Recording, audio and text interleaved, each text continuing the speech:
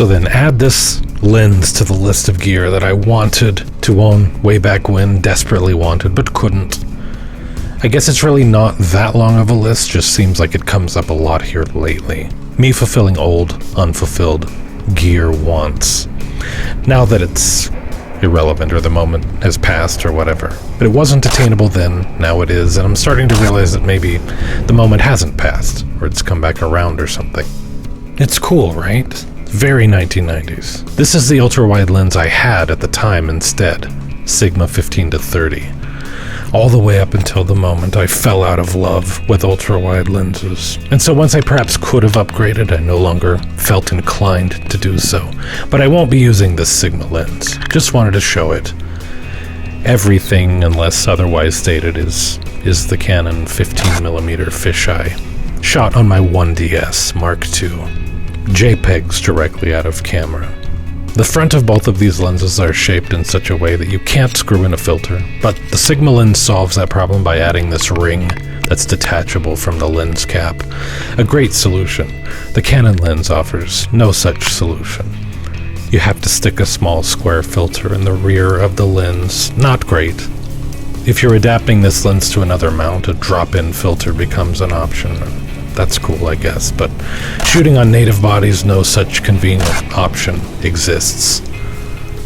Not really a huge deal, just would have been nice. I only really care because it would have been fun to throw a variable ND on there for video. But then I'm not likely to be shooting video on a native EF body, so I guess if I want to make that happen badly enough, there is a path. The Canon lens is a better lens in terms of sharpness, optical quality, to my eyes anyway. Also, it has more personality, though that would be a matter of taste. But good on Sigma for solving that front filter problem. But then there's also a big age gap between these two lenses. The Sigma lens was born in 2001, the Canon lens 1987, the same year that the EF mount was launched. So this is a very early EF lens, and that's fun. But the most fun aspect of owning this lens, shooting this lens, would be the results. It's just an absolute joy to bend and melt the world around you like this.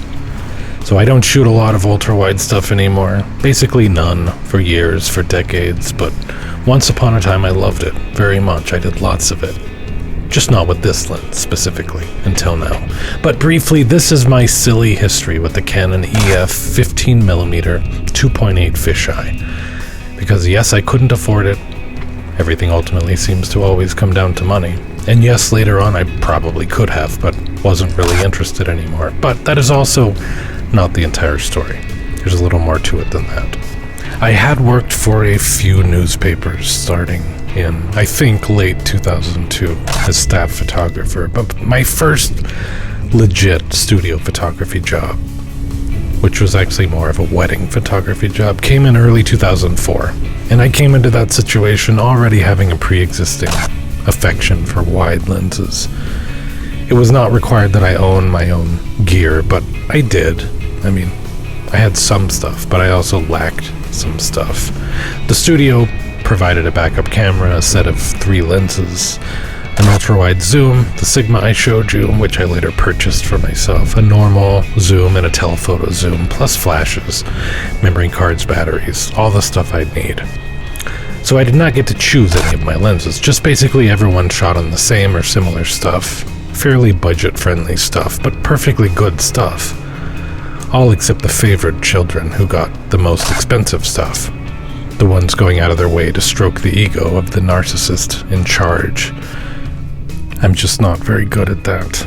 This shot, I just wanted to demonstrate something. You're seeing the uncorrected version, exactly what the sensor captured optically right off the lens, slowly being corrected 1 percentage point at a time in Lightroom. It's interesting that while it's achieving straight lines, it's also warping things even further out of proportion in some areas in order to get there. This is essentially an uncorrectable lens. But if you want straight lines, undistorted images, don't bother with this lens. It's the wrong choice for that. But for having a good time, it is the correct choice for that. This lens enjoys long walks on the beach. Unfortunately, I live in Albuquerque, and this is the closest thing we've got. But that experience also turned out to be super valuable. I was fairly new, and although I didn't like the people I was working with, they were, many at least, better than me, significantly better than me. Not intrinsically better, but by virtue of having had a lot more experience, and I respect that. But sadly, that was the only time that ever happened. No, actually the studio I worked at after that, they were all quite a bit better than me as well. But after that, it seemed my destiny to end up with brand new photographers that I was training myself, or even some older ones who evidently had tons of experience, but somehow managed to never learn or improve in the slightest.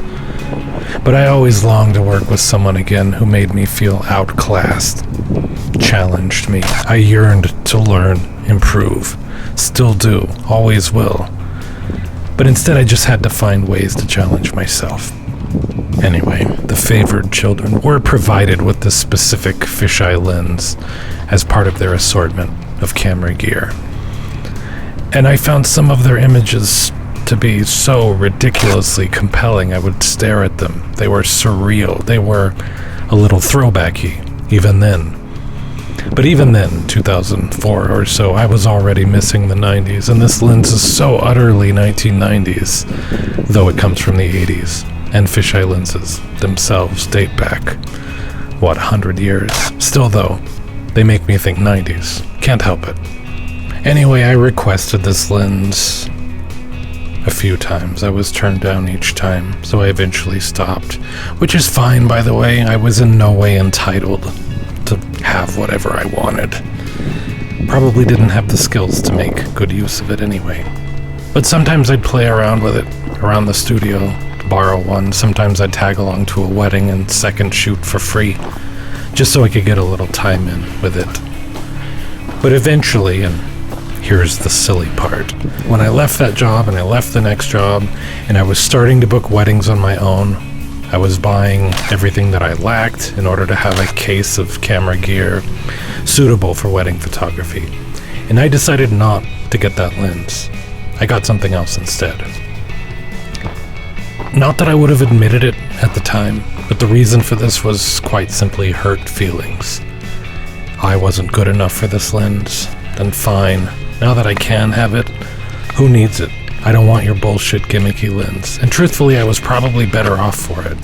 I really did have to dig a little deeper to come up with compelling images. My lenses were doing precisely none of the heavy lifting. But it's also awesome because whatever I couldn't have then, I can now experience having for the first time now. See, being such an early EF lens, the autofocus manual focus switch is a bit different. And see, that's where you'd slide in the filter, should you desire to do such a thing. It was a lot easier to get decent looking images with this lens downtown. This area is maybe just too wide open. Seems like unless you get right up on something with this lens, it just looks so far away. I think the key to a big wide fisheye lens is to surround yourself with a lot of detail. Negative space doesn't really work as well with this lens. So I'm out here trying to figure it out. At the same time, the weather is trying to figure out what it wants to do. Really bizarre temperature shifts lately. But today, this is the only lens that exists in the entire world. I wouldn't ordinarily go out and shoot only fisheye. I have this in order to add a flavor here and there, just to have it in my arsenal. As a walk-around lens, it's tough, and I struggled. But the struggle is very enjoyable. But here's a lens that makes you rethink everything. Maybe I should just lean into this idea and imagine that this is the only kind of lens that exists, that has ever existed.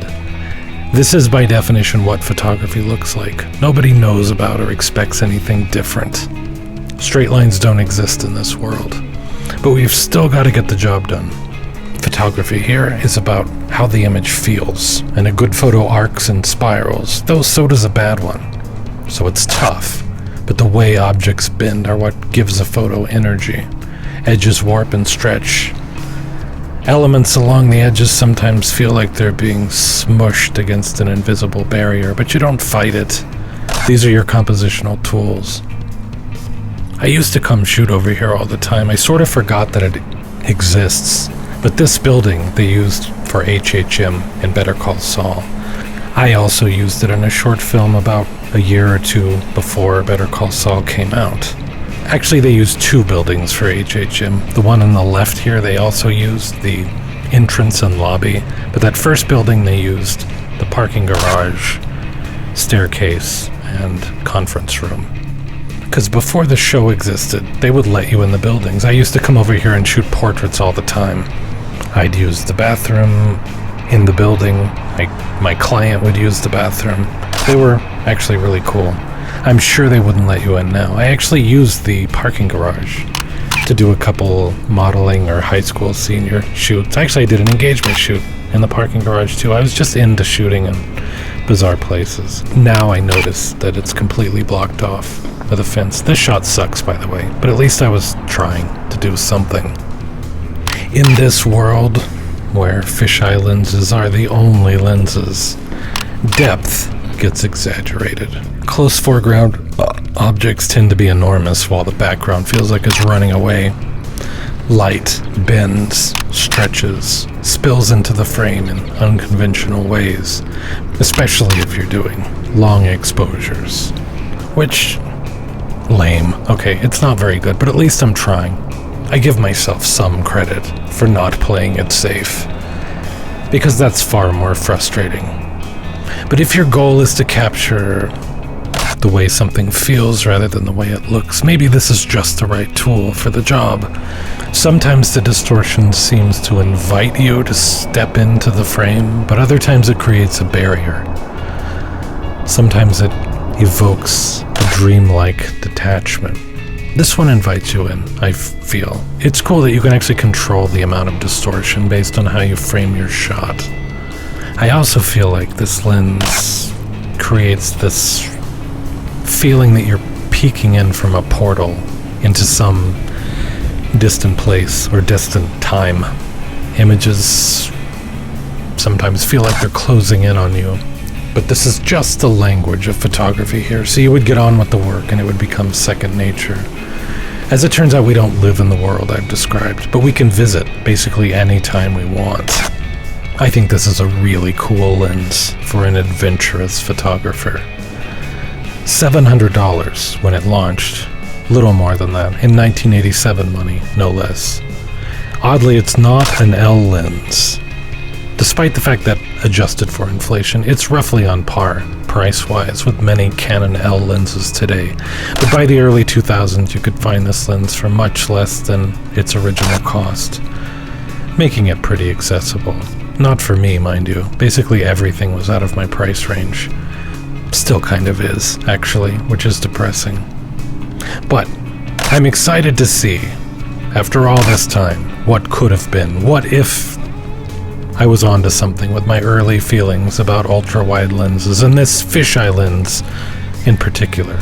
What if I could have indulged that desire at that time? So that's the question I get to try to answer for myself now. The challenge with this lens is in making something meaningful, something beyond the gimmick. Does it have a place in my photography now? Well, that's easy to answer. Yes, everything has a place. I'm not really in the business of rejecting fun tools that give me something special. It's more a concern that I become overly reliant on these tools.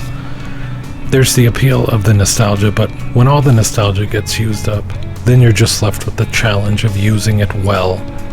That's arguably even more fun, more rewarding. And used with intention, with restraint, I look forward to doing lots of reality bending with this thing.